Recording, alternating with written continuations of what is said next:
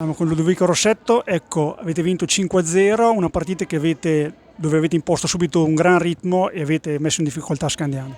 Sì, e sapevamo che non era facile, anche perché loro avevano vinto con il Forte dei Marmi mentre noi abbiamo pareggiato, e quindi abbiamo cercato subito di imporre il nostro gioco e chiuderla il primo possibile. Dopo lo sappiamo, ci manca il gol sotto porta, però lavoriamo su questo.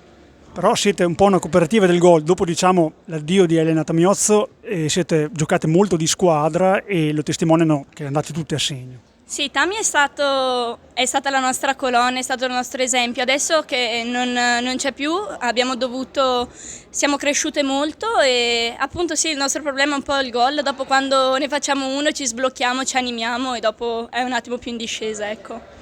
Obiettivi della stagione: dar fastidio al Matera, diciamo che sembra ancora una spanna un po' più avanti. Sì, però adesso lo troviamo in Coppa Italia, stiamo preparando la partita, ci alleniamo ogni allenamento al massimo. Il nostro obiettivo è andare giù e fare il miglior risultato possibile. Grazie e complimenti. Grazie mille. Ciao.